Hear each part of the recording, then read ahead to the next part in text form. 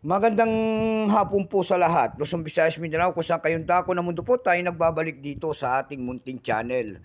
Samuel Soriano TV29 para mag-discuss ulit ng another coins.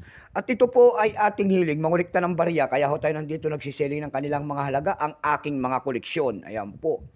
Magandang hapon po sa lahat ng aking mga subscriber. Kung saan kayong dako ng mundo po, keep safe po sa lahat and God bless.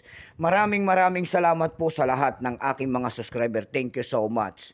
Maraming salamat din sa nanonood doon sa aking FB page. Ayan, Samuel Soriano po lahat ng aking mga nakapalo sa akin. Ayan, suportahan nyo man sana ang aking FB page. Ayan, baka pwede pakipalo naman din po. Ayan, thank you so much.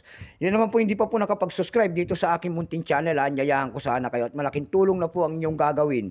Tulad ng pagpindot ng ating subscribe button, like and share para ma-update ko kayo sa mga latest ko pang gagawin mga video po. Mayroon tayong pag-uusapang barya na naman, barya lang at wala tayong pera, barya lamang.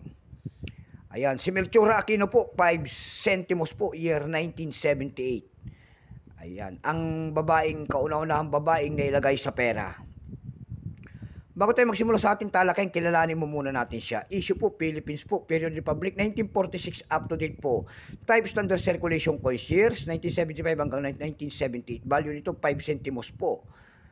Currency piso 1967 up to date po. Composition po nito ay brass. May bigat po itong 2.5 grams. May habang 19 mm. May kapal po naman itong 1.4 mm. Hugis po niyan is scallop with 8 notches. Ayan. Orientation niyan ay middle alignment. Tinigil naman ang paggamit sa barya na ito ng Pilipinas noong January 2, 1998. Number NDAS 4355. Reference number KM-205. Ito po ay nakapaloob sa ang bagong lipunan series. Ayan.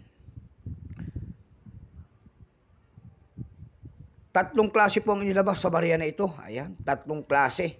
Pero itong hawak natin, ito po ay year 1978, 33%. Kung ilang piraso naman ang ginawa sa barya na hawak natin, ito po ay 61,838,000 piraso po. May price na po ito dun sa ating numista kung tawagin ng ating mga kolektor.